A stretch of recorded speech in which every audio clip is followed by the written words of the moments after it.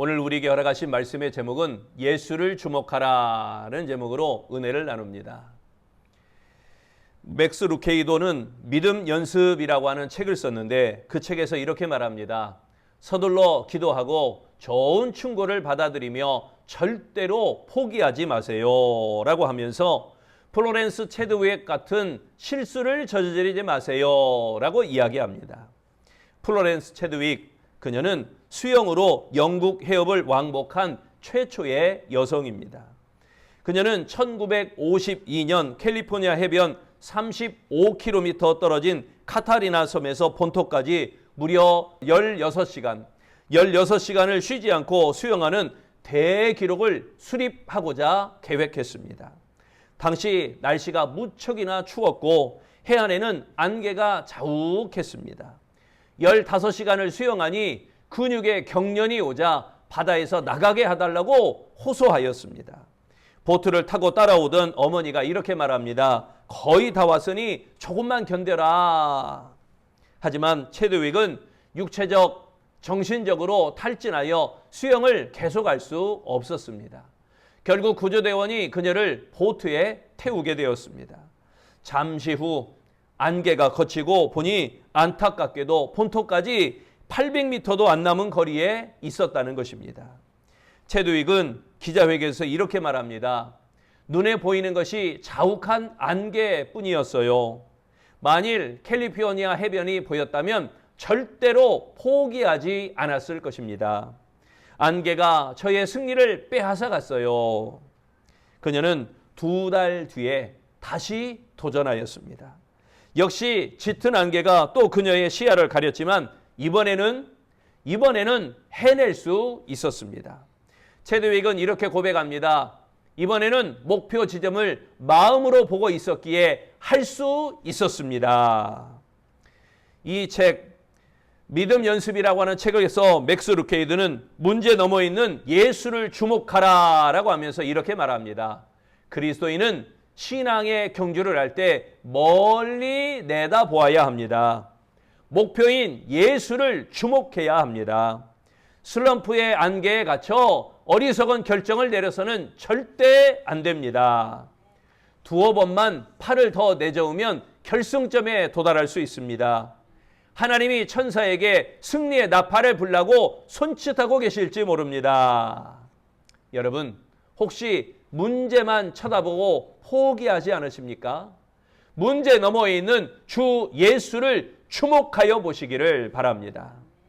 우리가 봉독한 말씀 히브리서 12장은 성도의 신앙과 생활에 대해서 교훈하고 있는 말씀입니다. 히브리서 저자는 그리스도께서 인간의 모든 질고와 고통을 친히 체험하여 주시고 보여주신 삶이 성도가 본받아야 될 완벽한 모범이다. 이렇게 말씀하고 있습니다. 동시에 성도들은 예수님과 같이 승리의 삶을 살라. 이렇게 권면하고 있습니다. 승리도 여러분 습관입니다. 이기는 삶이 반복되고 승리하는 삶이 연속되어지시기를 축원합니다. 오직 예수님만 주목하는 자는 반드시 그 승리가 보장되어질 줄로 믿습니다. 2절에 말씀합니다. 믿음의 주요 또 온전케 하시는 이인 예수를 바라보자. 여기에 예수를 바라보자 이 말씀은 계속하여 예수를 주목하라라는 의미입니다. 신앙의 경주자들은 예수님 외에 다른 것에서 눈을 떼고 오직 예수 그리스도에게 주목해야 된다는 말씀입니다. 예수님께 눈을 들어 고정시키는 자들은 반드시 승리합니다. 우리가 주목해야 할 주 예수님은 믿음의 창시자요 믿음의 완성자이십니다. 우리가 주목해야 될 예수님은 생명의 주이시며 구원의 주이십니다. 그러므로 시험과 시련이 거셀지라도 주 예수님을 주목하여 바라보시기를 바랍니다. 그리할 때 하나님을 기쁘시게 하면 물론 사람에게도 덕을 세울 수 있을 것입니다. 그러므로 우리는 오직 주 예수님만 주목해야 될 줄로 믿습니다. 그렇다면 예수를 주목하라 이 말의 의미는 무엇인가? 첫째, 인내로 감당하라 라는 의미입니다. 올해로 104세를 맞이한 김형석 교수는 연세대 철학과 명예교수입니다. 그는 14살 때 병에 걸려 중학교도 못 갈 정도로 몸이 굉장히 약하였습니다. 어머니의 소원은 그가 20살까지만이라도 살기를 바라는 것이었습니다. 김형석은 하나님을 주목하며 기도했습니다. 그때 하나님이 살려주셔서 중학교에 갈 수 있게 되었다고 합니다. 17살 때 평양 숭실학교에 다니며 안창호 선생의 연설을 들었습니다. 그리고 조만식 선생의 연설도 들었습니다. 그러면서 나라와 민족을 위해 일하겠다는 사명을 가지게 되었습니다. 그 사명을 붙들고 모든 어려운 일들을 인내로 감당하였습니다. 연세대학에 들어가 윤동주 씨와 함께 나라와 민족을 위해 일할 것을 다짐하였습니다. 김형석은 건강이 좋아져 오히려 50세가 되면서부터 건강을 걱정하지 않아도 되었다고 합니다. 65세에 은퇴했는데 많은 사람이 그에게 찾아옵니다. 김형석 교수는 104세의 노령이지만 한국 사회에 선한 영향력을 끼치고 있습니다. 김형석 교수는 이 세대의 도산 안창호 선생이나 고당 조만식 선생과 같은 역할을 하고 있습니다. 이는 죽음의 문턱에서 하나님을 주목하고 모든 것을 인내로 감당한 결과입니다.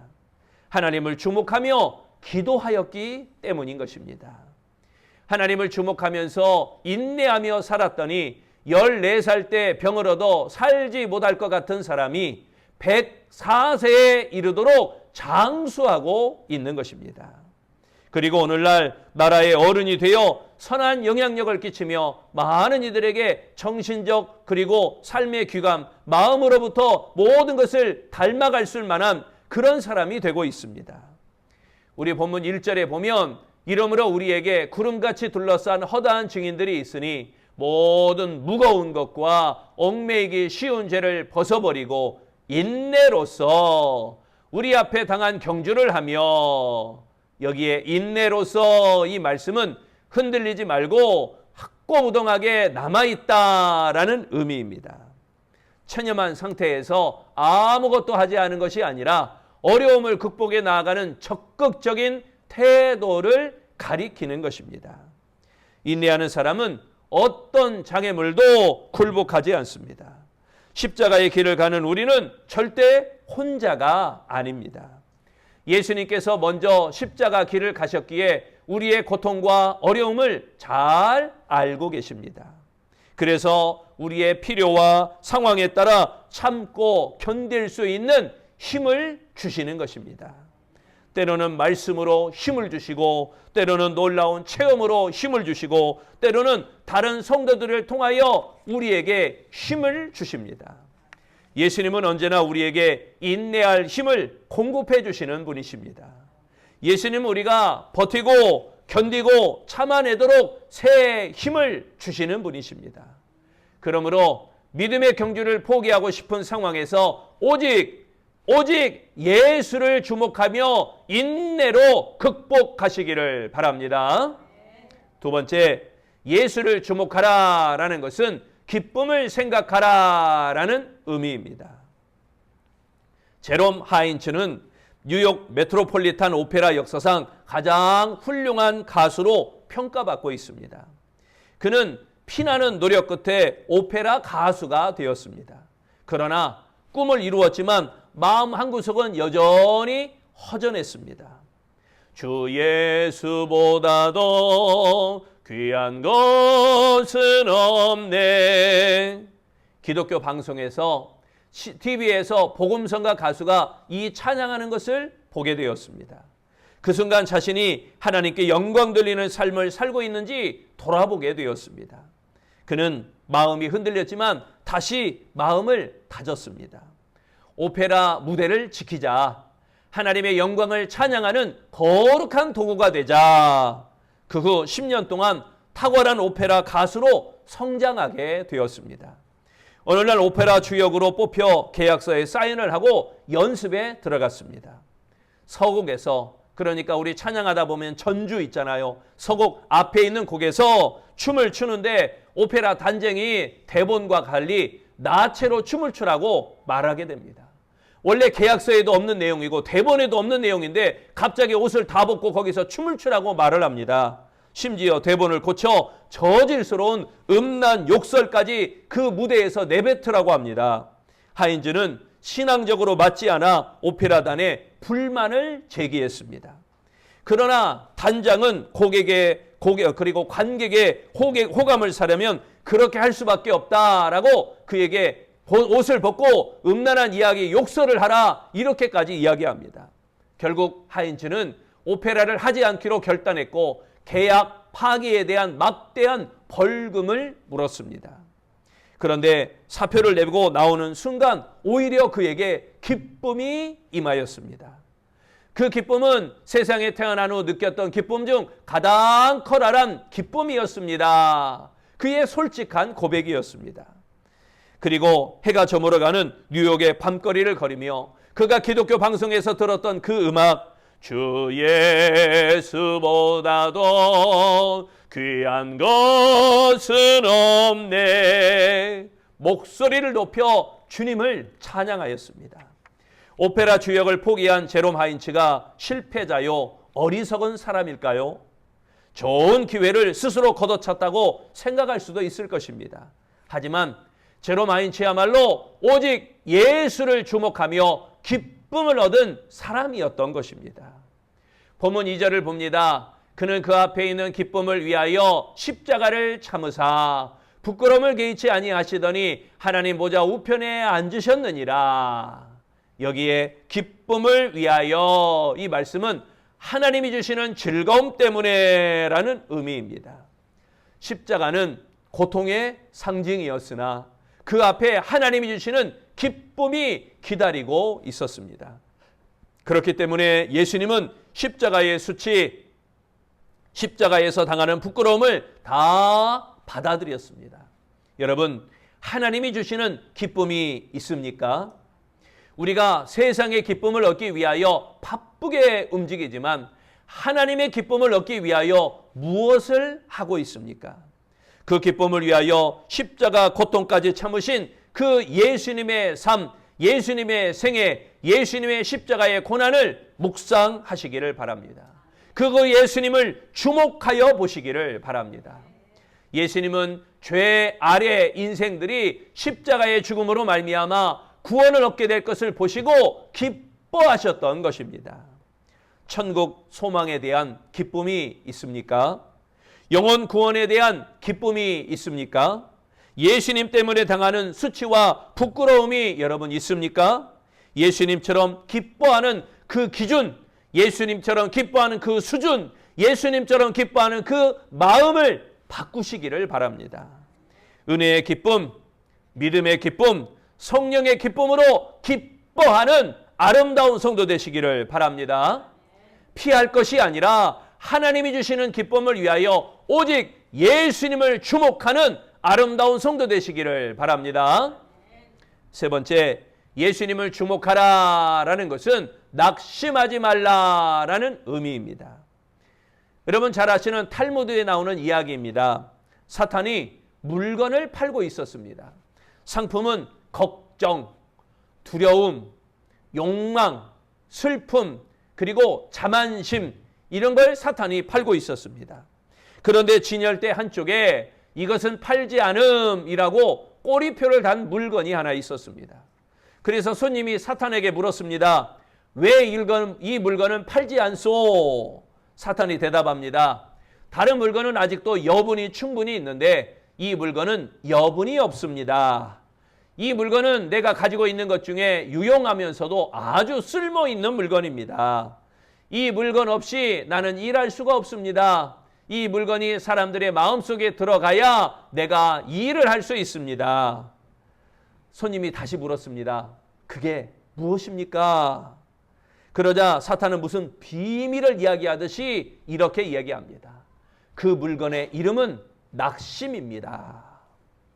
낙심이 들어오면 마귀가 일하기 시작한다는 것입니다. 낙심이 들어오면 꿈과 비전이 사라져버립니다. 모든 의욕이 상실됩니다. 아무리 신앙생활 잘하는 교인일지라도 이 낙심이 들어오면 신앙이 이내 뚝 떨어져 버리고 마는 것입니다. 낙심하면 마귀의 일을 돕는 모습이 되고 맙니다. 낙심하면 마귀가 기뻐하고 좋아하는 모양으로 바뀌게 되어버리는 것입니다. 우리가 낙심하면 사탄은 빙그레 웃고 있습니다. 그러므로 믿음의 주이신 예수를 주목하며 절대 낙심하지 마시기를 바랍니다.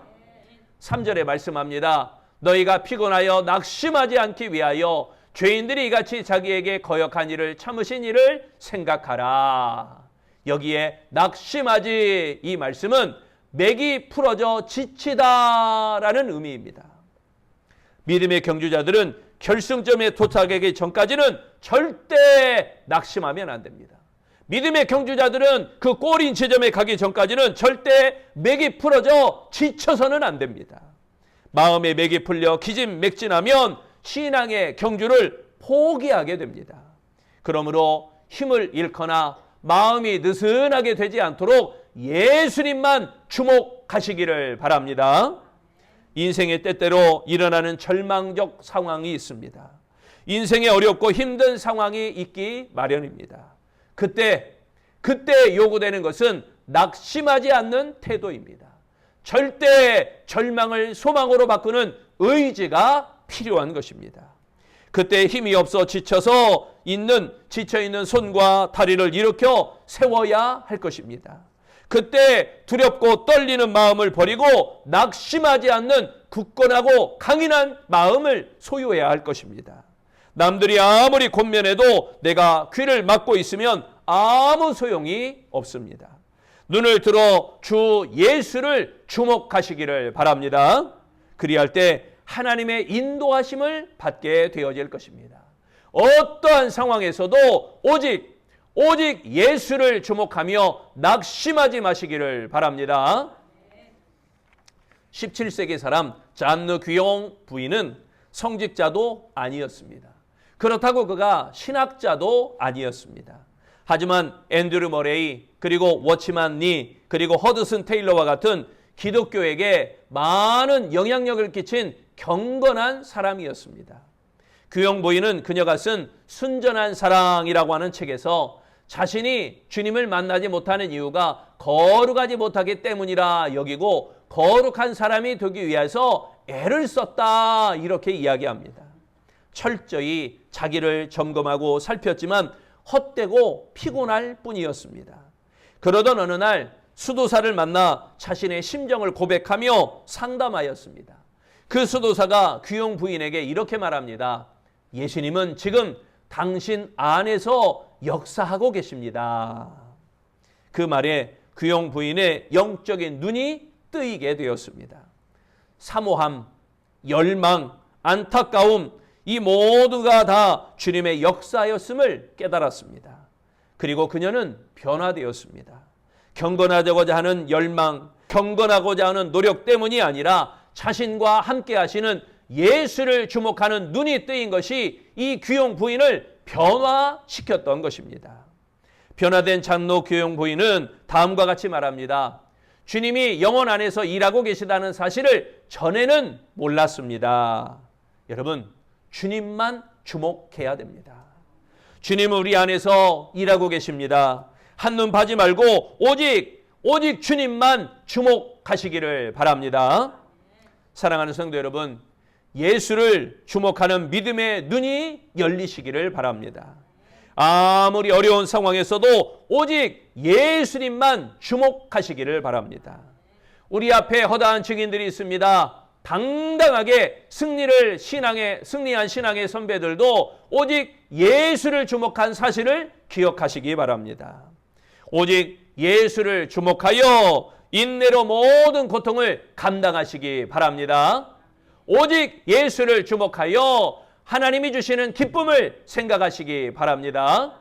오직 예수를 주목하여 어떤 상황에서도 낙심하지 마시기를 바랍니다. 오직 예수를 주목하며 승리하는 우리 아름다운 성도 되시기를 축원합니다. 기도하겠습니다. 우리에게 예수 그리스도를 허락해 주시고 그로 말미암아 은혜를 힘입어 구원을 받게 하시며 이제로부터는 성령의 삶을 살아가도록 도우시니 감사합니다. 우리 아름다운 주의 성도들, 이 땅에 소망을 두는 자가 아니요 천국에 소망을 두는 하나님의 백성들이기에 아버지 하나님 그 믿음의 온전함을 더하여 주옵소서. 오직 예수님만 바라보며 오직 예수님만 주목하기를 원합니다.